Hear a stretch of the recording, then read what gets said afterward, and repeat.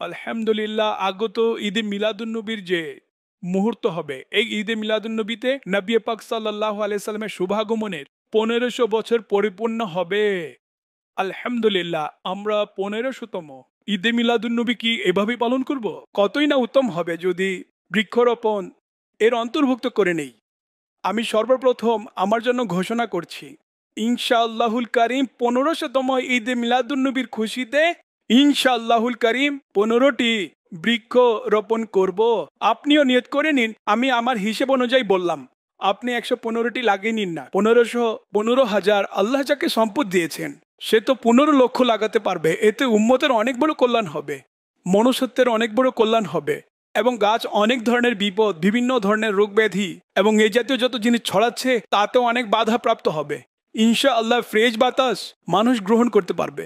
যদি আমি ভাবি আমার না লাগানোতে কি ক্ষতি হয়ে যাবে, সে যদি ভাবে আমার না লাগানোতে কি ক্ষতি হয়ে যাবে, অমুক যদি ভাবে আমার না লাগানোতে কি ক্ষতি হবে, তাহলে অনেক বড় ক্ষতি হয়ে যাবে। সুতরাং ক্ষুদ্র ক্ষুদ্র থেকে সমুদ্র তৈরি হয়। প্রত্যেকে এটা নিজে দায়িত্ব মনে করুন এবং যত বেশি সম্ভব চারা রোপণ করুন এবং চারা লাগিয়ে সেটাকে গাছও তৈরি করুন। আমরা আলোকসজ্জা করি, পতাকা উত্তোলন করি, আলহামদুলিল্লাহ, এগুলো তো আর ফ্রিতে হয়ে যাচ্ছে না। এগুলো তো লাখো কোটি কোটি টাকা খরচ হচ্ছে। কিছু অংশ গাছ রোপণে দিয়ে নিন, কিন্তু স্মরণ রাখবেন আপনি চাঁদা যে কাজের জন্য গ্রহণ করেছেন, উদাহরণস্বরূপ আলোকসজ্জার জন্য চাঁদা তুলেছেন, তাহলে এই চাঁদা বৃক্ষরোপণে ব্যবহার করা যাবে না, লাগানো যাবে না।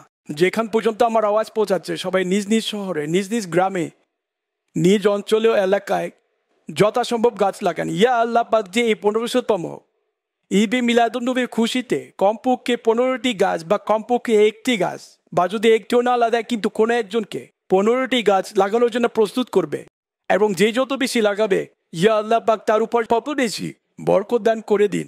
ইয়া আল্লাহ পাক তার ঘরের রোগ ব্যাধি, সন্তানের অসুস্থতা দূর করে দিন, এবং ইয়া আল্লাহ পাক ইমানের উপর মোহর লাগিয়ে দিন এবং সবাইকে বিনয়ী হিসেবে ক্ষমা করে দিন, এবং জান্নাতে তাদেরকে প্রিয় নবী সাল্লাল্লাহু আলাইহি সাল্লামের প্রতিবেশিত্ব দান করুন।